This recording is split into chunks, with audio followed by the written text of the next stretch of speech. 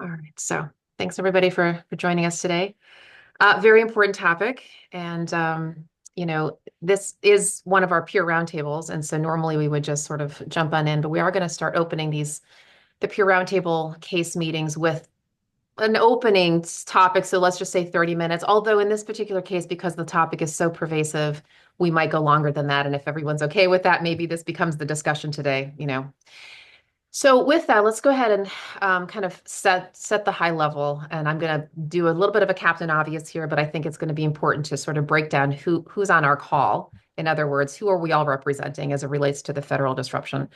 So as I see it, I think we have at least four different categories of folks here. I think we've got folks here who are disrupted, whose membership is disrupted because you have some sort of federal contract. So a lot of STEM associations, medical societies, right, have had some sort of COAG agreement, some kind of federal funding that's going away or has gone away. We've got, of course, have our DEI folks, right? So folks whose membership is very centered around DEI issues, and the members themselves are feeling disrupted. We, of course, have the trade groups who are being impacted somehow, some way by tariffs, by right, whatever the business economy is.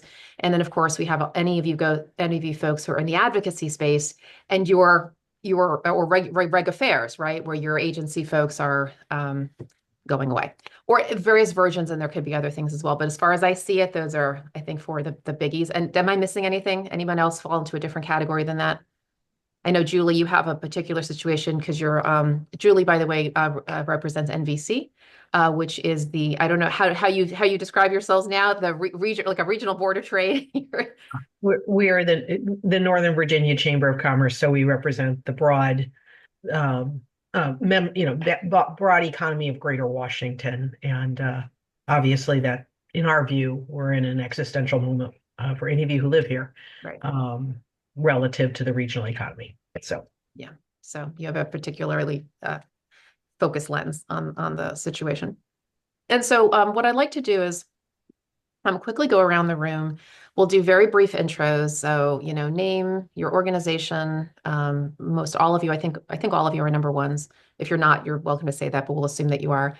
So your name, your organization, maybe just a quick one-liner about what your organization does. And then also briefly how you're being impacted. So whether that's your membership is being directly impacted and or your association business model is being impacted, just kind of I want to get a quick kind of, overview of where folks are at. And then we'll kick off a discussion and we'll just kind of see where we want to lean in, what challenges people are facing.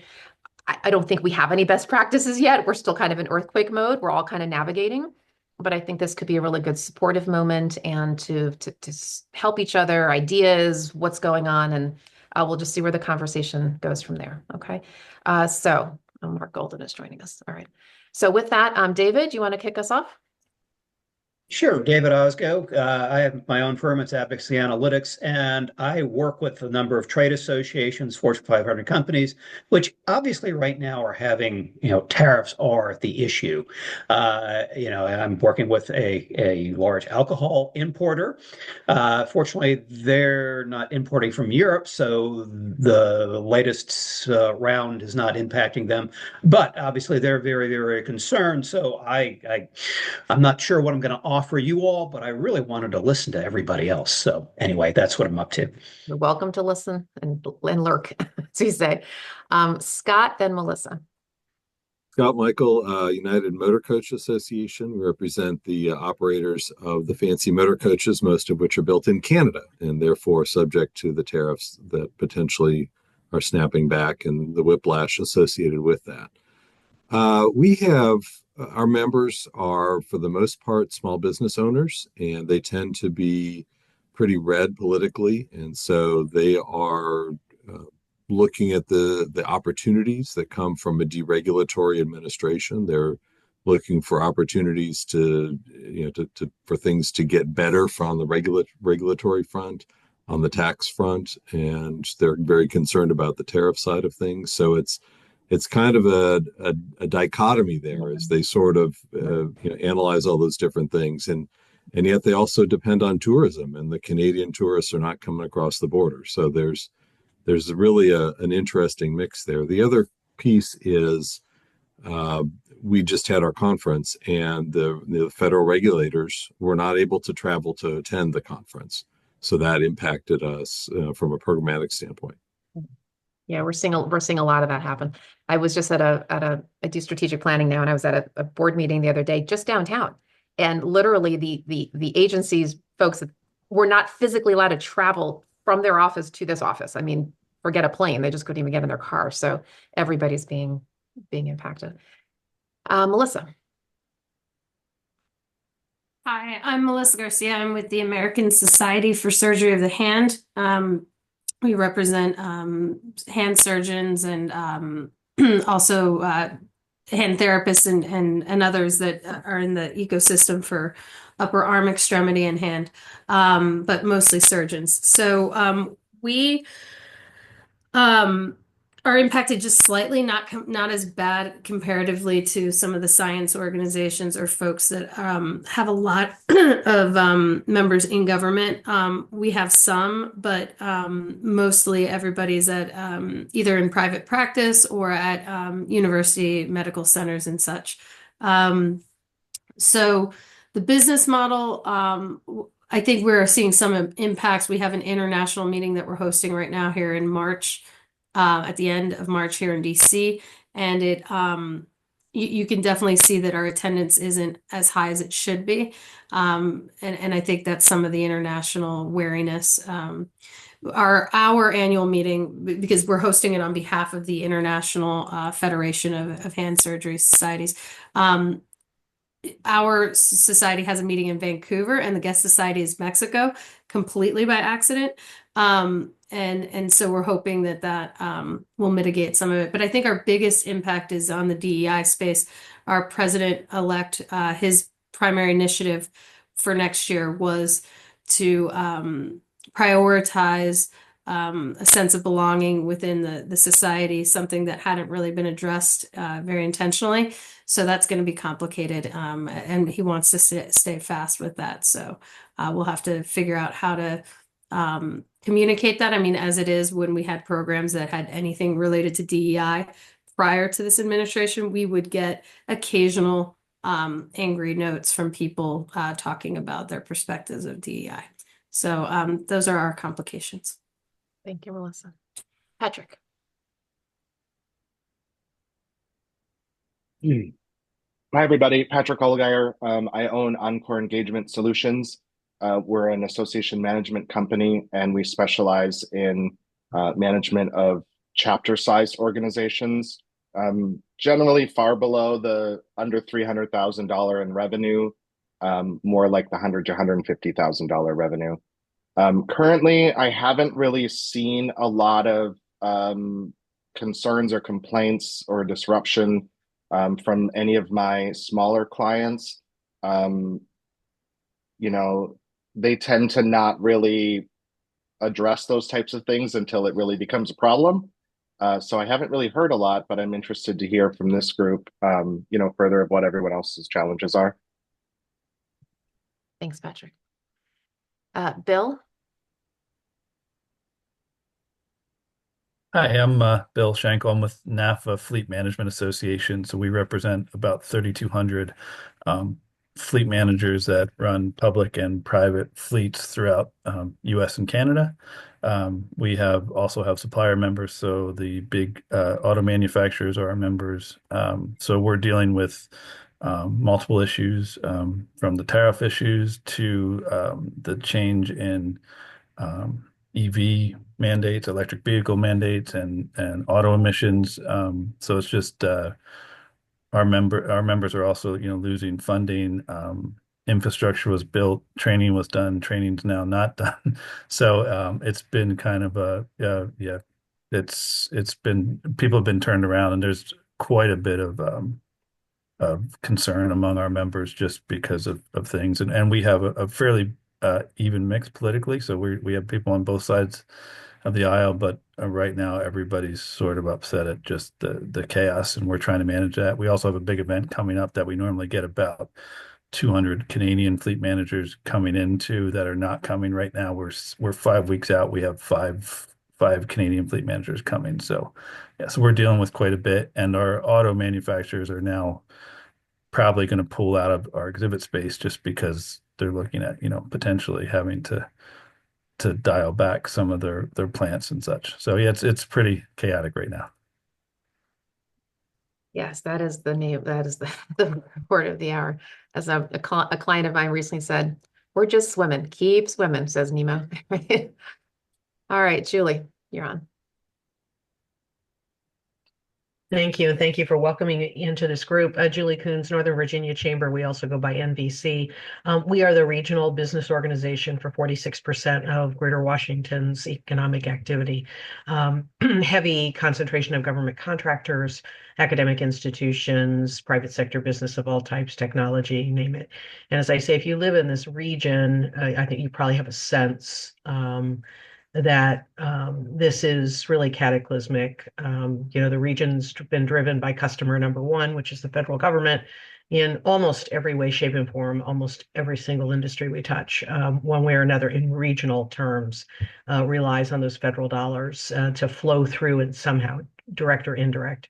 And so absent that, we're already seeing dramatic changes. So, our mission really is to talk about what's in the future and trying to figure out what those future industries are that we can grow beyond what they are today to fill in the space that customer number one is not going to fill. Not that they go away as a customer entirely, but so you can imagine my membership on a daily basis if you were a CFPB contractor or USAID, or you are hospitality that had a meeting that had government folks in it, et cetera. It's really pervasive. We tend to be B2B and B2G, not Main Street or retail. So that's where we're spending our time, is trying to figure out what's next, so we can get our local and our state electeds to do something about it. And the regional economy was, from a tax revenue perspective, was doing okay, but not great, depending county by county. So yeah, it's our Detroit moment. Yeah. And I'm glad, Julie, that you brought up the what's next, because that's actually how I'd like, once we go around the room here, I'd love to focus there. I realize, again, we're earthquaking. The sea has not leveled out yet, right? And yet, Julie, to your point, I'm sure everybody here is thinking about this. What do we do? Right? Not just observing, but like, what's the future? And I'd love to have a brainstorming conversation to see what are people, how are you all thinking about innovation? How are you thinking about new markets? How are you navigating the what's next? So thanks for that, Julie. Kathy?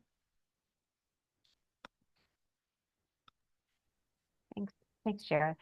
I'm with Discover Engineering, and we're not a membership organization. We're actually a nonprofit, and we partner and collaborate with the engineering associations and societies. And our focus is really on reaching students, K through 12 students, because we really need future engineers. All of this impacts not just Discover Engineering as a nonprofit, but a lot of nonprofits in this space. So we're trying to figure out, a lot of our funders are the engineering societies, membership organizations. They collaborate, partner with us. We have a lot of corporate partners in this space. To Julie's point, we have a lot that are government contractors, the Northrop Grummons, Collins, Raytheons. So all of that uncertainty as you're having this conversation is also impacting all the nonprofits in all of your regions. The federal government provides, trillions of dollars to support health and wellness and safety, that nonprofits are actually, providing those services. So then we're looking at, we don't know what's happening there. And then you have, we have billions that come from philanthropic dollars, but it doesn't equate to what the federal government provides. So nonprofits too are in this odd space as well, and DE&I is huge for all of the work that we do. So it's hitting us in multiple places. So volunteering and funding and just making an impact, and just something else to be thinking about. So I'm here to kind of hear how others are responding because they collaborate and partner with us. So thanks, Shira. Thank you, Kathy. Lindsay? Good afternoon, everyone. Lindsay Curry. I'm the Executive Officer at the Council on Undergraduate Research. We are a membership organization of about 14,000 college faculty and administrators that do research with students. Research dollars are certainly currently under fire or not being paid out altogether. So we have members who have lost access to their labs, are not doing research, and the students are not participating.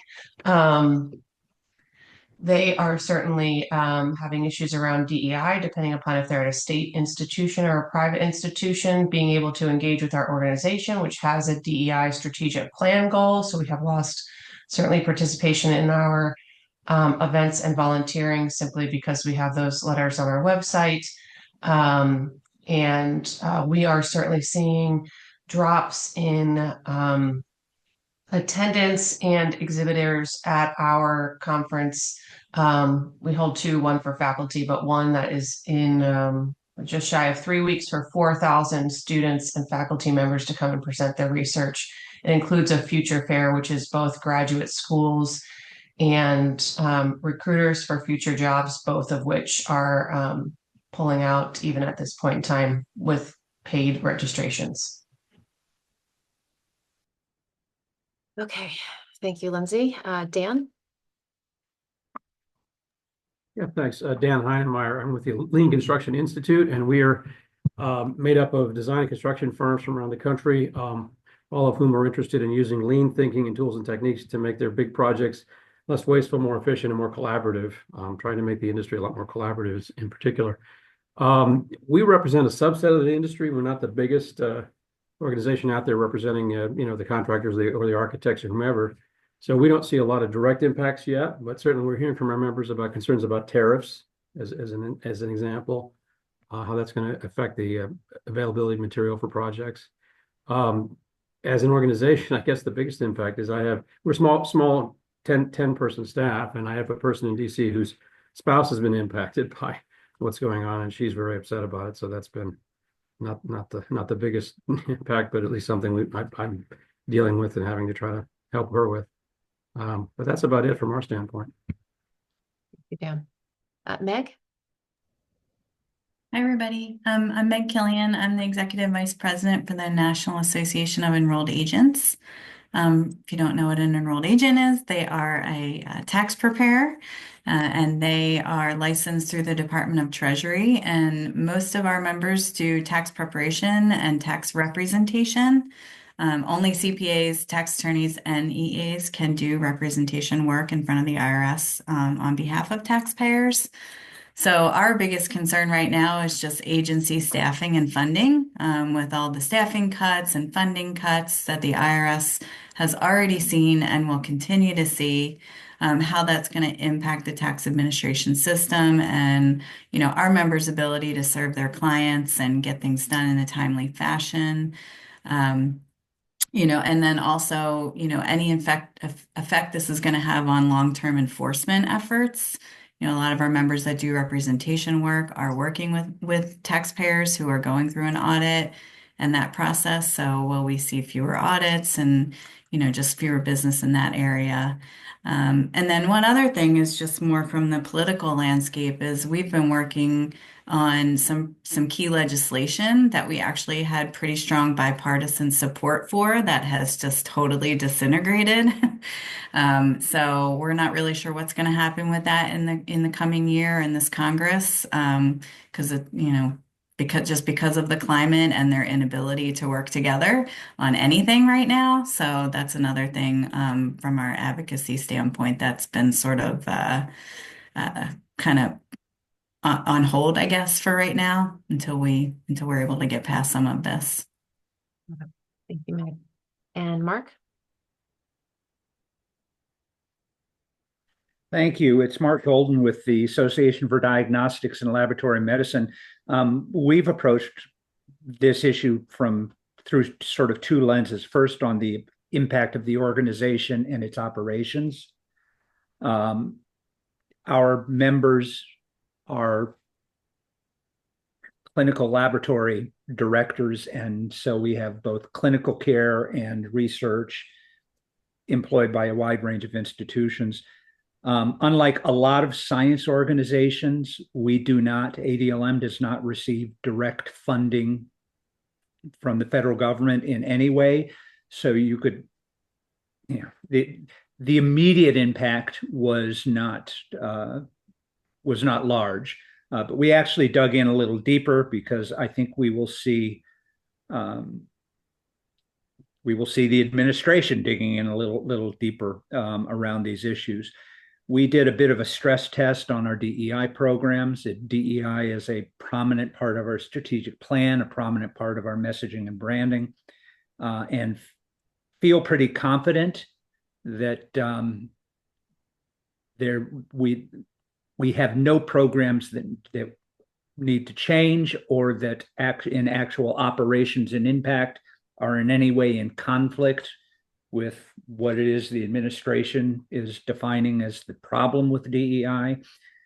We have no programs that are open to only 2 persons defined by some characteristic, no programs where any preference is given.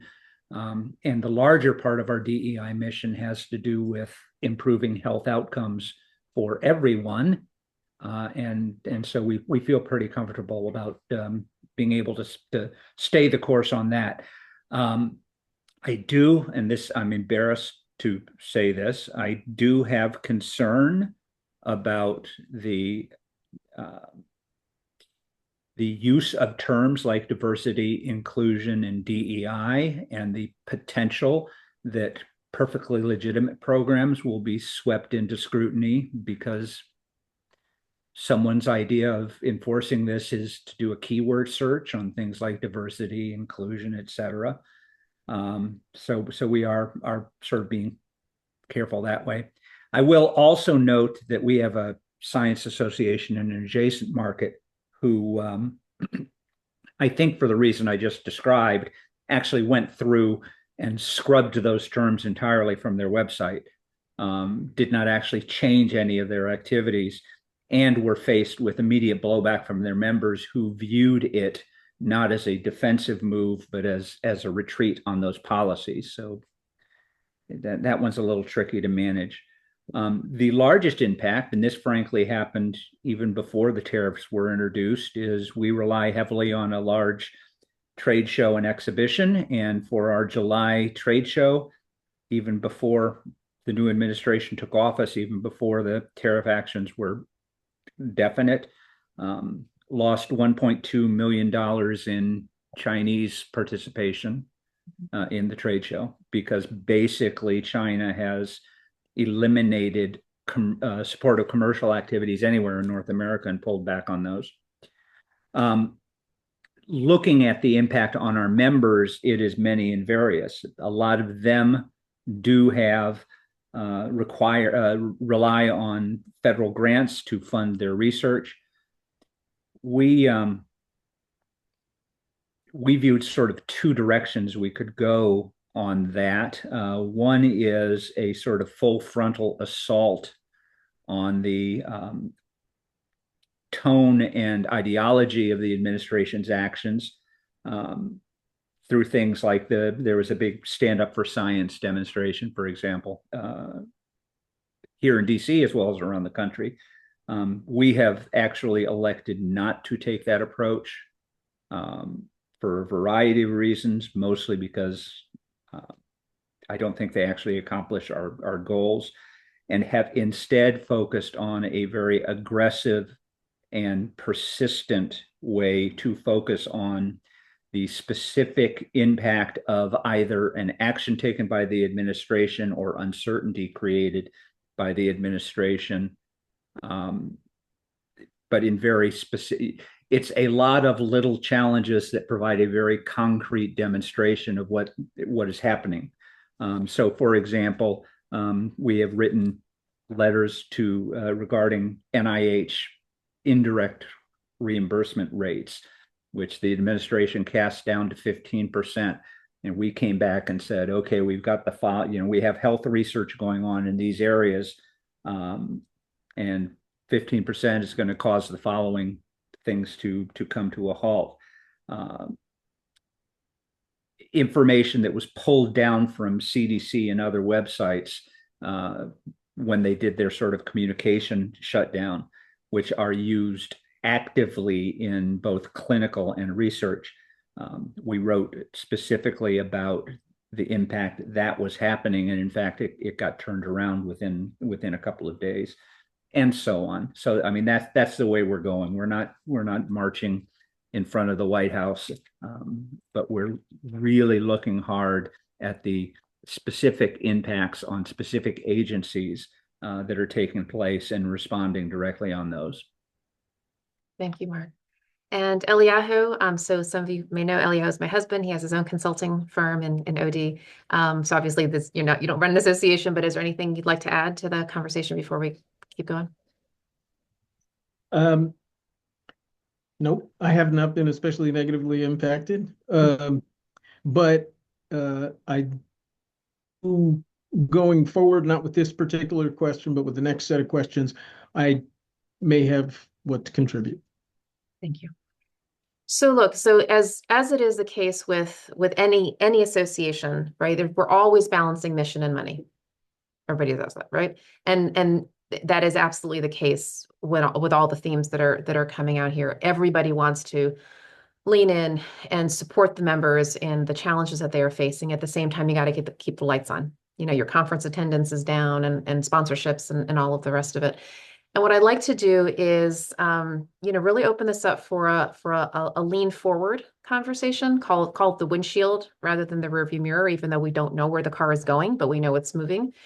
And I'd like to start hearing what folks are doing on the mission side and on the money side. Whatever initiatives you're trying to take, and I know it's a lot of juggling all at the same time, a lot of uncertainty, but I'd like for us to encourage each other with steps that you are taking forward. A few of you have mentioned that, Julie a little bit, Mark a little bit, what are you doing now, even in incremental measures to support your members through this, whether that's practical things you're doing to convene people, to brainstorm ideas, to just offer resources and support, but then also on the keep the lights on side, right? What are you doing when it comes to your dropping attendance? And again, I know this is all very new, and if we have a conversation 6 months from now, it'll sound very different than today because the earth is still quaking. I get that, but still, we want to kind of be FEMA for each other a little bit, right?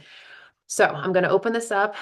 Who'd like to share some sort of initiative that you're working on that is you think is going to be helpful, is already being helpful, even if it's in an incremental measure? Julie, in particular, I'd love to lean on you because of how impacted and how focused your members are in what's going on, how directly government related they are. But whoever would like to start, but Julie, you're certainly welcome.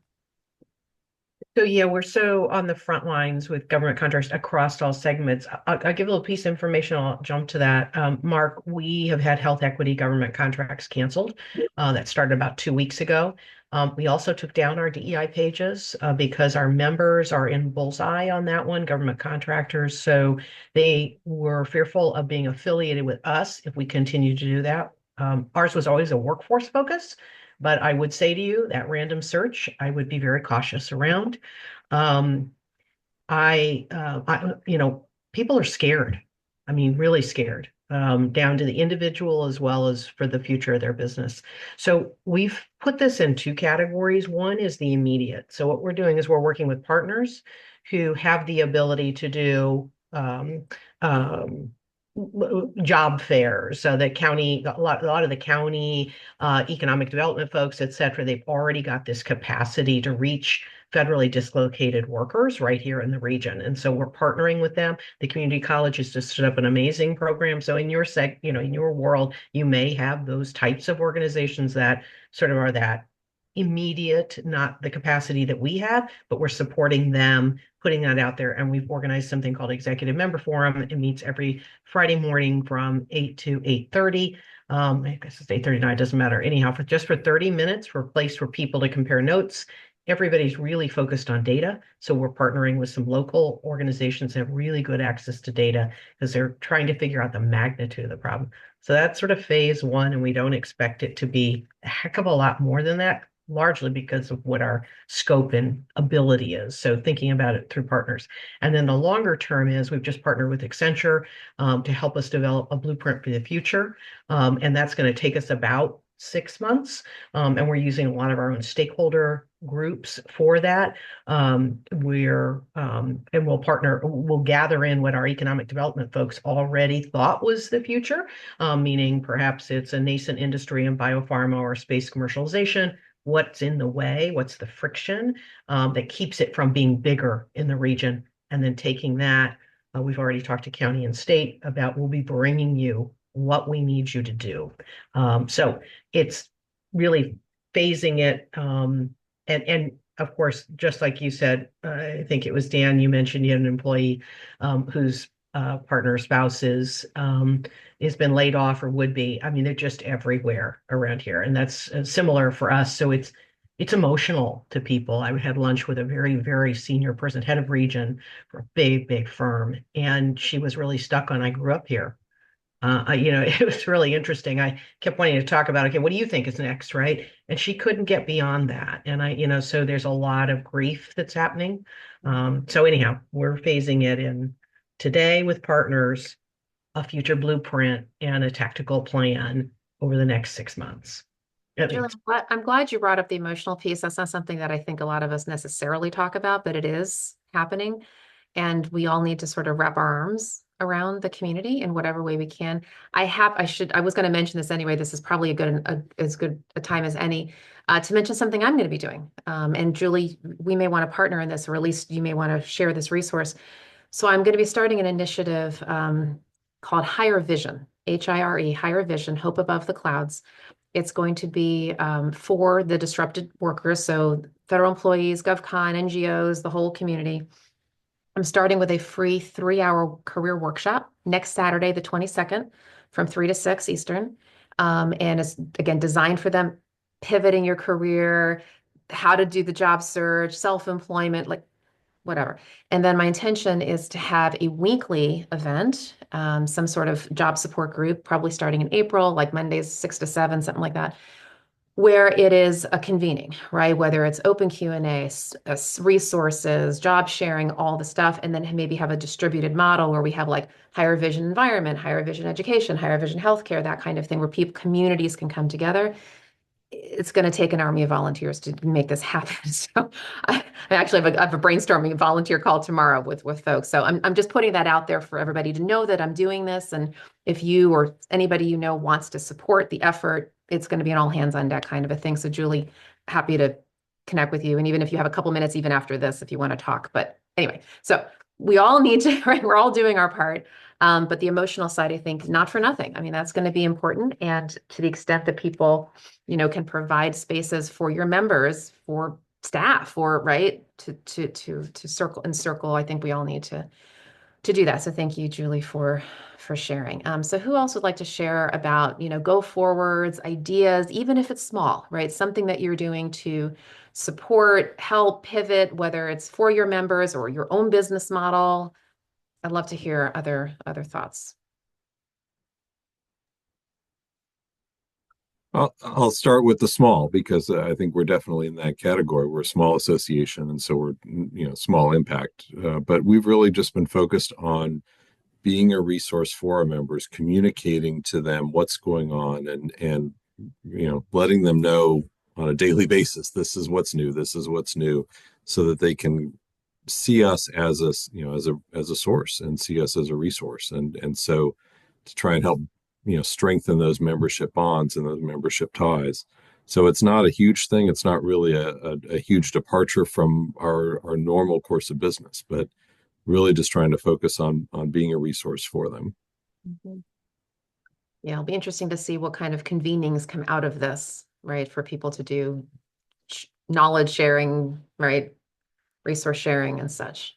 Yeah, we have a fly-in a couple of weeks, and really strong turnout from people wanting to come in and have those conversations. Yeah, for sure. By the way, for those of you who are being impacted on the Canadian attendance in particular, is other than not for nothing, other than the emotional side of it for them, is there any legal reason why Canadians can't come, or is it just they're just feeling a certain way about us right now? Is it more that?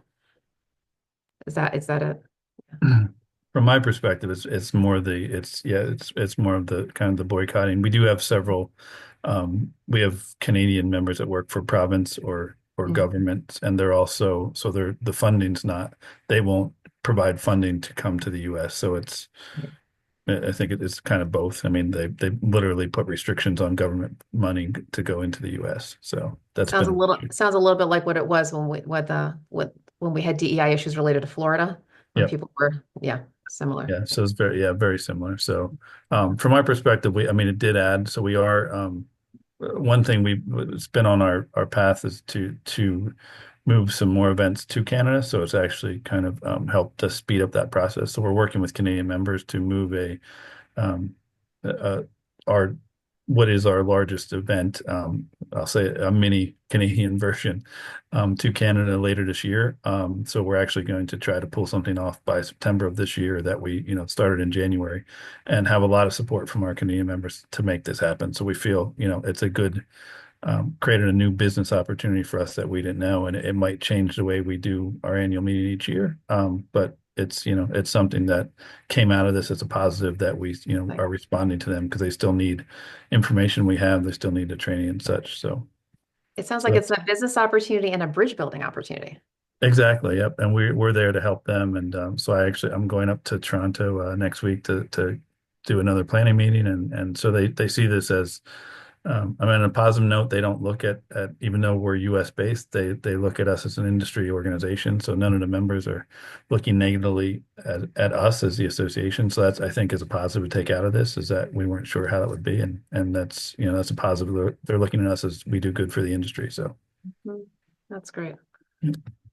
Other thoughts, including around conference attendance. Maybe we could keep that thread going for a minute if you like, or anything else you'd like to talk about. Yeah, I mean that is the sort of the area that is the biggest wild card for us, which is if it's not impact directly on the member, but impact on the member's institutions, which could cause a further reduction of employers' willingness to fund participation in attending conferences, serving on boards and committees, serving on journal editorial boards, et cetera. That is an issue that we're trying to flag, and frankly, we're dusting off a lot of our sort of immediate pandemic response activities to sort of be prepared to intervene early if any of those lines begin to drop to see what we can do to boost them. It's interesting you mentioned the pandemic. Has anyone tied that thread together yet? Are you anybody taking a page out of that playbook for now? Can I put one thought out there around that, Sharon, and as part of some testimony I did? Regionally, I think a lot of people immediately went to COVID, right? Pandemic, and they also went to BRAC, base realignment and closure. But the big, huge difference is there are no federal transition dollars. So both of those had time, a relative level of time, and they also had a safety net.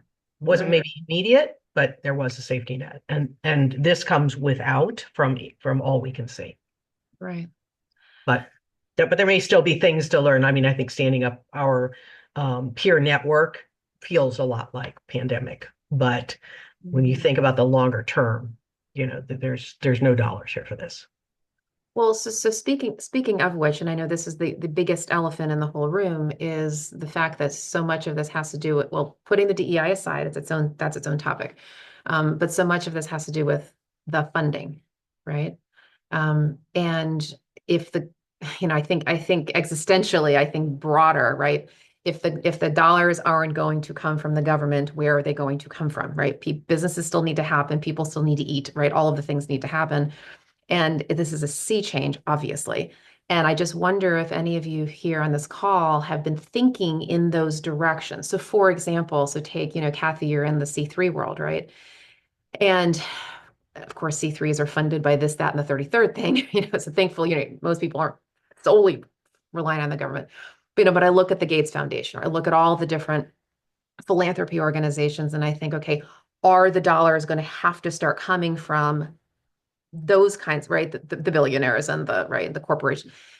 But that kind of thing, like, are you, Kathy, are you seeing any shift in terms of where funding is coming from? And others on this call, is the funding issue something that you've been able to start grappling with around where to help your members go get it, and where you as an association or nonprofit are going to need to shift? I think the tricky thing about that is and the Gates Foundation just put out a report on economic mobility.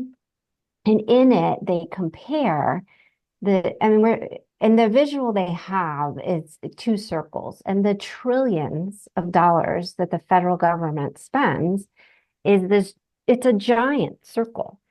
And when you think of philanthropy, and those numbers are in the billions. So when you think of the size of that circle that the federal government is providing, Right. and then the circle for philanthropy, which is billions, is very small compared. Yeah. So that's as nonprofits, and it's a ripple effect. It's Right. gonna impact so many, because there's not enough philanthropic dollars to fill that gap. It's just not going to happen. Yeah. And we're concerned because you've got frontline nonprofits feeding the hungry. So, how are philanthropic dollars going to know where to put their money? How do you prioritize that? And there is, in the engineering world, there's the CHIPS Act. So there's a focus on STEM education and reaching students. There's a disconnect, though, and this is prior to the new administration. The corporations are saying, but how do we do that? Because we don't know what nonprofits are out there. So there's that disconnect existed prior to what's happening now. So it's going to be very challenging. Plus, there's just not enough money there. Yeah, I think about the Regional Association of Grant Makers. You're familiar with them? So there's a DC branch. So Regional Association of Grant Makers, it's a nationwide association, and they're local, like the Washington region, right? Is all those corporate foundations who are that's what the WashRag does, is to inform them on who the nonprofits are, right? But to your point, I mean, that's a small community. I mean, yeah, if you're a member of that association, maybe but if you're not, you just don't know where to invest. But these federal dollars have to go somewhere. I mean, I don't think in those levels, right? The money's still there. It's getting shifted, and I don't know how this is all gonna shake out. Nobody does, but anyway, I'm just wondering, does anyone else have a lens on this, or thinking about how you're gonna want to help your members or your association reposition funding again? Chair, I'll just add on that. Is One, I don't think the dollars are there, right? Like, if you're watching the stock market, the dollars are not, and philanthropies are invested in the stock market, right? So they are already seeing a reduction in their endowment. From what I'm hearing from the Science Philanthropy Alliance and a lot of other key organizations like the Chang Zuckerberg Institute and all these other places that give money, they've actually pulled back at the exact same time. They are not granting funds right now for a plethora of reasons. Some around DEI, right? So they canceled all of their grants around DEI. HHMI, which is a huge funder of scientific research, within days of the administration, pulled back, I think, $1 billion in already granted funds, right? So they're not even fulfilling the funds that they were already granted, right? Let alone putting out new funds. And so I think it's a lot more complicated than there's going to be dollars somewhere else and it's going to be funded, because that's not at all what I'm hearing. And they're very leery about giving funds right now because they are watching to see how this shakes out. And so they are holding as long as they can, and they're going to continue to hold. And for those that are granting money, they are only granting to people they already have existing relationships with. So if you don't have an existing relationship with them, trying to introduce your members to them it's too late. And so I think we need to innovate a different way, maybe advocate in a different way. But I don't think, assuming that there's philanthropic dollars to fill this in, is going to be the case. And I think you layer on top of it the reality that associations are potentially at the end of the year going to be taxed.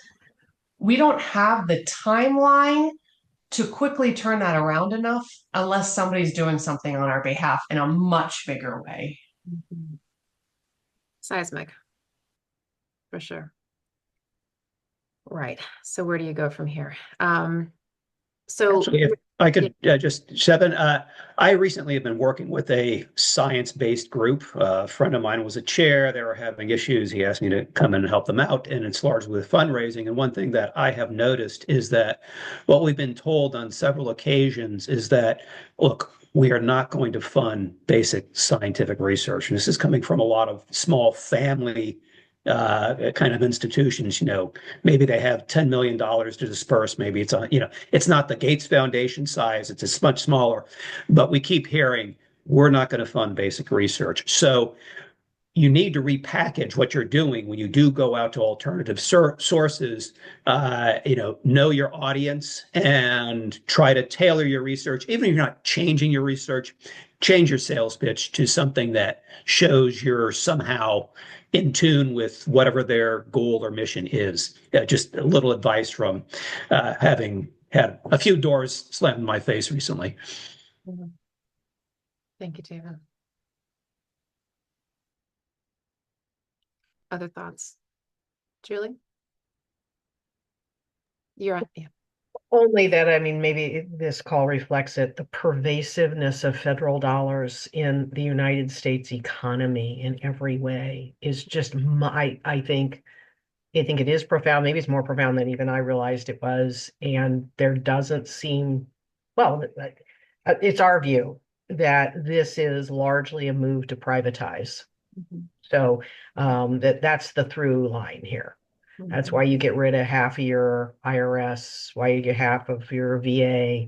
That's all about converting all those systems to private systems operated by private parties. Doesn't mean maybe you don't pay out Social Security. I mean, we'll see where that goes, but that you do it in a whole different model. So what fills that void? There will be opportunity. There'll be arguably nonprofit opportunity and for-profit opportunity, but it's going to be so disruptive for this 2 to 3 year period, and surviving it, depending on the organization, I think is going to be really, really challenging. But that's how we started thinking about it. That's partly why we're focused on the future. So what does that look like? What are those opportunities? Because no going back. Can you go one level into this on the innovation side? I'm hoping this is going to spark something for folks on this call to do the proverbial out of the box, right? To be thinking about new markets, to be thinking about, how can you serve in a different way? Not to discount the members that you're currently serving, right? Got to lend a hand there. And who else, how else, in what other ways? Can you maybe share a couple of examples? I recognize you're regional here, but maybe that'll spark something for other folks. Yeah, we haven't really scratched. So if we think about government contractors, we tend to be the household names. I think, Kathy, you mentioned a couple of those, right? But there's a whole new segment in government contracting that's private equity funded, that is hyper technology, right? It tends to be on the West Coast and the like. So, can we, through some of the M&A folks in this area who know some of these, can we bring them in so that as a membership? So that's what's an internal kind of thing, is can we expand our membership in areas of that are kind of on the top of the list for some of these, I'll call it redirected funds. And then the other is can we help create a regional environment in which some of these privatization opportunities would come to a local, when I say local, a regional economy versus landing someplace else. If all of DoD goes to Huntsville, that's not great for us, right? And it could. So that's not actually inconceivable. So so we're thinking about how do we keep it here, in a reasonable way, but that's part of that opportunity piece. Did that answer your question? Yeah, we're just looking for just whatever you are doing. I'm just thinking is, could this spark ideas and love to hear from other folks. Thank you so much, Julie. And I realize that I don't want to make this all about government funding because there's other issues that I know folks are dealing with. Melissa, as you've been listening here, is there anything that's coming up for you or things that you're doing, even incrementally, right, to move the ball forward? Um, honestly, I've just monitoring. Like I said, our members are impacted. Obviously, everybody is impacted. It's a little more peripheral. Yes, there is research being done by members of our organization, um, but they're not knocking on our door. And I'm not saying that's the only reason I would act. It's just there's not. Um, there's not a lot that we can see that we can do effectively right now other than monitor and we work with a larger organization. We're part of the orthopedic space, so we're closely aligned with what's going on at AAOS. um, that's how we do our advocacy work, so we're monitoring things through there. um, at this point, my focus is really on the DEI space and making sure that we can launch our efforts for the president-elect's initiatives, and continue to make, our communications very clear about what kind of organization we are, that, we're looking to create, a sense of belonging and really increase our numbers. I mean, when you look at orthopedic space, it's not great demographically speaking. So that's why we're focused there. And why it's an important initiative to the president-elect. Thankfully, our numbers are up, but in terms of, the younger members joining the organization, we're not seeing that yet. But for us, I think there are others who are more in more dire shape. So we're sort of trying not to get into the fray or mix of things right now, other than to just make sure we're keeping an eye on things. Thanks, Melissa. Eliyahu? Yeah.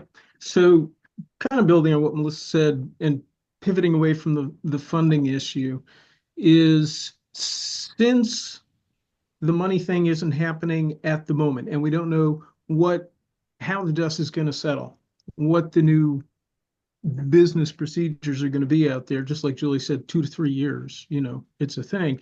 So during these times, I'm going to throw in another word, which is just plain old operations.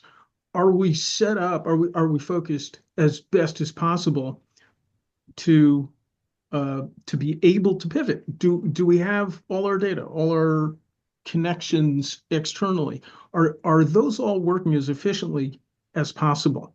Are what we do and what we say aligned internally and externally? All those things that we normally don't have time for, and that over time, little by little, there's creep.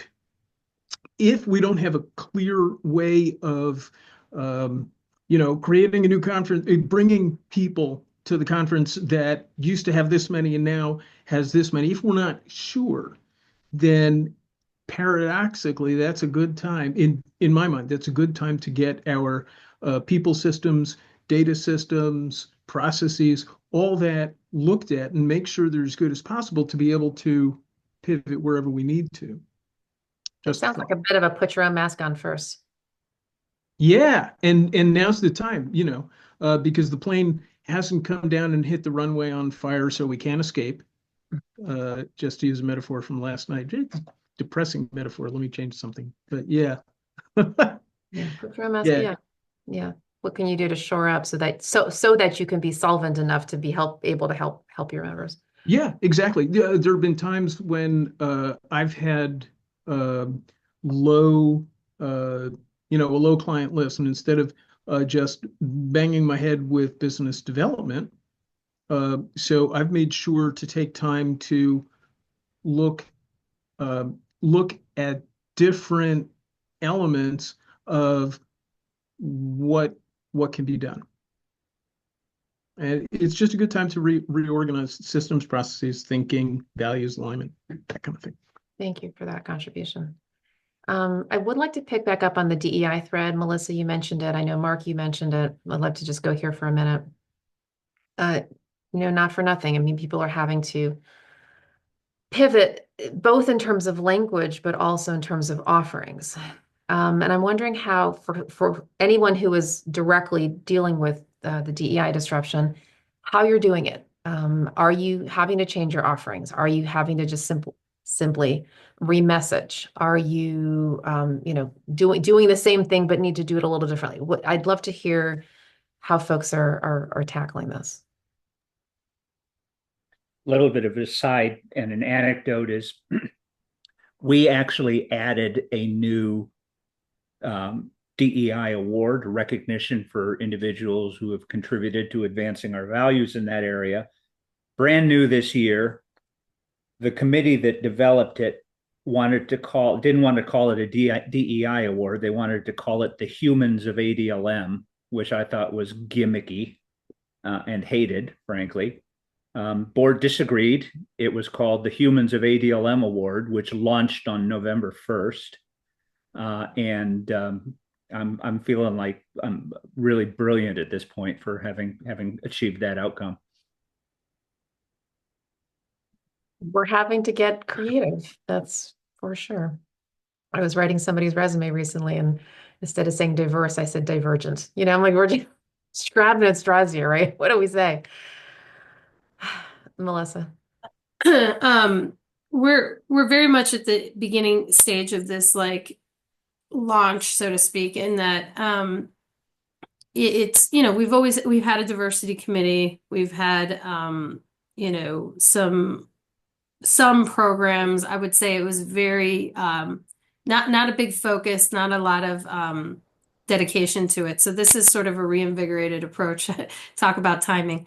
And so one of the things we were considering is rolling out with it as a fair initiative, which I know it's people have probably heard of it. There was an HBR Harvard Business Review article about it, but also some people are talking about it. FAIR standing for fairness, accessibility, inclusion, and representation.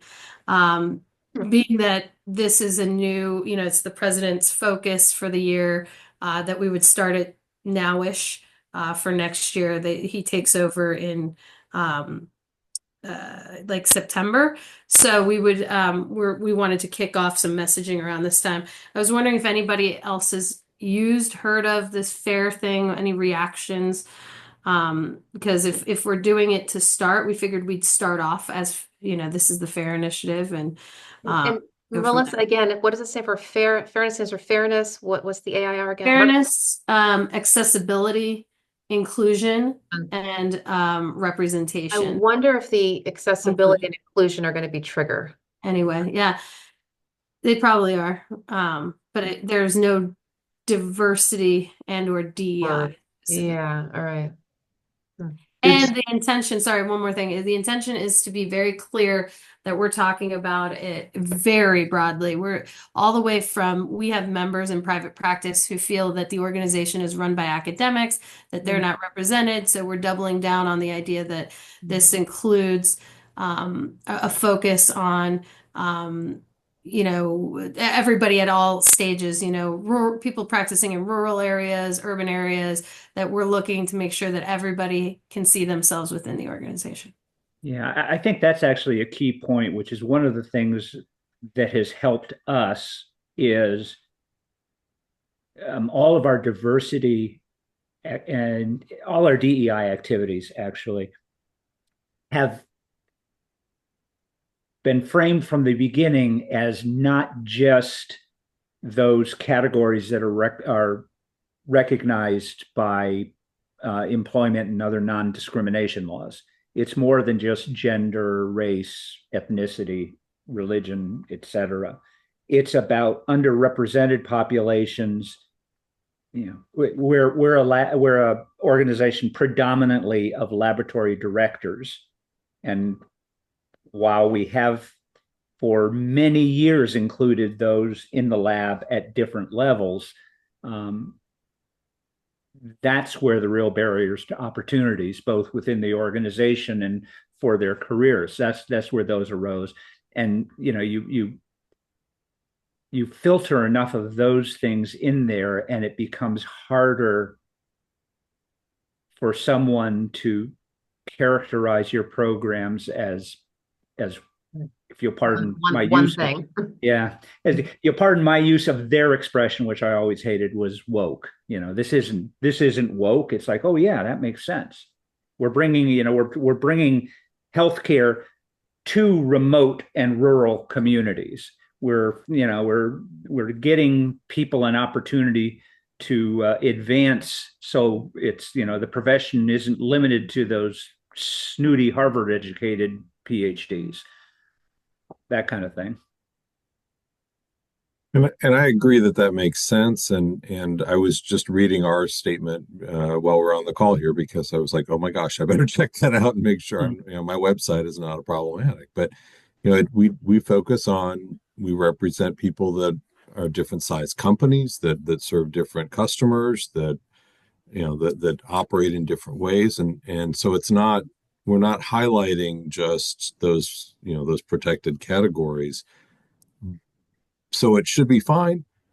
But what if it's an AI bot that's that's crawling the web looking for the word gay in Enola Gay and saying, okay, the history of the atomic bomb is somehow woke. It's we're dealing with potentially AI bots that are not understanding the context. Mm-hmm. Unfortunately, I think we're often dealing with people who aren't understanding the concept. I wasn't going to go there, but okay. but people do understand, people and maybe AI bots, depending how if you throw enough words of a different kind of language into what you publicize and how you talk. If it's not about, Melissa, the word fair sounds like what Mark just called out. Sounds woke because it sounds like, oh, I'm not getting mine. And we need to get ours. And it's not the language of strength I apologize. I don't mean any kind of criticism. I'm just trying to think about proactively for the future, what kind of language can be put out, because the way it looks, really everybody wants the same thing. Everybody wants some power. Everybody wants some say in things. Everyone wants to have a good life. Everyone wants things to go well, right? So empowering language without using the word empower, because that's part of the thing, can help. And there's got to be in most practiced AI something that takes into account the majority of the language that's used. Not just gay and Enola Gay. So words like and concepts like God knows, sorry, I'm from the 60s. Power to the people. That's the wrong phrase, obviously. But what's behind the whole move of wait, we gotta stop DEI, gotta stop woke, gotta take the funding away, privatize, all this stuff, is a sense of where resources should be. So who's being empowered? And I'm not going to take that out into specifics because that would take like a discussion, right? But there is a positive way to fill your space with words, fill your public sphere with words, that appeals to everybody, I think, and doesn't have to worry the. I think this is an interesting thread, and just as pebble in the pond, I wonder if we need to start leaning on our communications professionals to really help us with this, internally, externally, help us really sit and think through, how do we say what we need to communicate? Be very, very intentional about that. And maybe there are, to your point, Melissa, maybe there are some new terms that we have to think through. I don't know how this is all going to shake out, but I do appreciate this conversation about language, because it matters. It does anyway, but especially matters right now. So maybe our comms folks can be supportive. I'll admit for better or for worse, and certainly not for any final messaging or anything. I have been playing in a private instance of ChatGPT, telling it all the things like make it sound this way, be cautious of this, you know, keep messing with the prompt and then sending it to our comms folks to that from there, play with. And so that is one part of it. The other thing I'll note, I mean, just about the fair thing and what we're considering, what kind of, it's a blessing and a curse about our membership is that in order to be a member of our hand society, you have to pass a certain test, a bar, like a level. And there is an association where you don't have to. So we're already known as the exclusive organization. Um, and so we're leaning in on, and we talked about whether that was a barrier to diversity. And the idea was there's a place for everyone. This is what we are committed to excellence, which goes back to the anti-woke. So we're leaning a little bit on the excellence, but talking about how we want everybody to feel like they can be part of that, and that this excellence and this higher level bar is important to the community of care. So I don't know. We're definitely still working this out and hammering it a bit, but it's definitely a tricky space and time for us to be launching a quote unquote DEI initiative. Sure.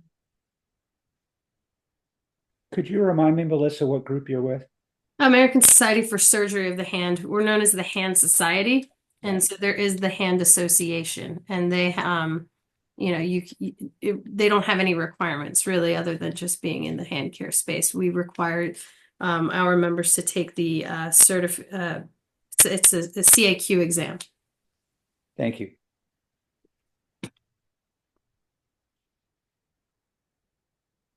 Other thoughts?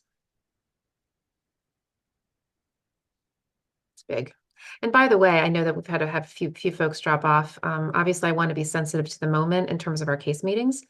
And I wonder, I know this is a focus group of 8 here or whatever, whether for our we have the deep dives that I've already pre-planned with speakers, but our alternating months, which are these peer roundtables, whether maybe the next one I should just do, federal disruption continued. I mean, maybe just sort of continue to lean in here for as long as we need to provide that community, but I'm open, right? Whatever feels right. Just can we take 2 minutes on that? Any suggestions around how case can be as supportive as possible? I want the disruption to be over by then. Yeah, right. The only suggestion I can make, which is not going to be very helpful because it's easier to describe than to do, is I think the issue is too large and multivalented to the larger the group you have talking about it, the more an impediment. So if you're going to do that, I think I would try and carve out. Yeah, maybe a certain segment of it, like tariffs or DEI or funding, right? Something like that. Yeah, that's a good point. Thank you, Mark. Yep. Other thoughts about case or about just what's going on? Scott?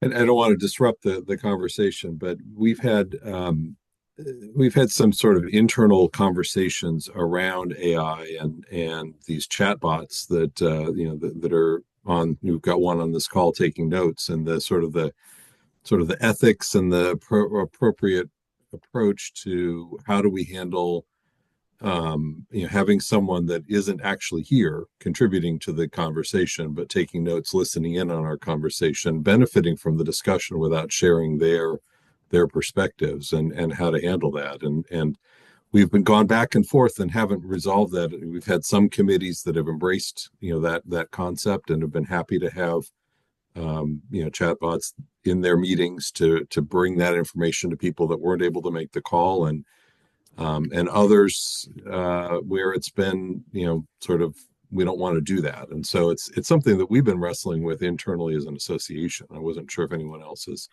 grappled with that. Yeah, I mean, just sort of anecdotally, we only allow its use like entirely under the hood. I mean, this is not, we don't even share any, if if a staff member is using AI note gathering to support their activities, it's part of their notes. So, we would not even share that as, the thing that people need to review, criticize, and approve is still going to be the work product of the individual human who's responsible for that item. The other thing too is I actually have twice in the last several months participated in mostly online activities like this, where as a condition of being allowed into the discussion, you had to agree you were not applying those tools. Now, I have no idea how those entities enforce that, but yeah, it's kind of all over the board. The new world for sure. Yeah, it's a tough question because there are definitely advantages to those kinds of tools to help you. And this thing will generate a summary of our hour and a half discussion, and it's very accurate. I've seen the finished product. It's very useful. It defines what, the key points that it correctly identifies the key conversational points, and is a great time saver if you're not able to be in a meeting to find out what is taking place there. This is not directly related to your comment, but I also participated in a conference a couple of weeks ago, an in-person conference that described itself as operating under Cambridge rules, I believe, if I'm remembering correctly, which was, open for contributions from every participant, not just the speakers who were assigned program roles, and any information could be shared by anyone with anyone as long as no information was specifically attributed to no one was made responsible for what it was you were sharing. Interesting. I'm going to be embarrassed if that's actually the Oxford rule or something. I think it was. What was the effect of that, Mark? None. I have to say it was very interesting, and it was consistent with the positioning of this particular organization and the individual who convened it. But I think in point of fact, the conversation proceeded exactly the way you would have predicted the conversation to proceed, even without that frame put on it.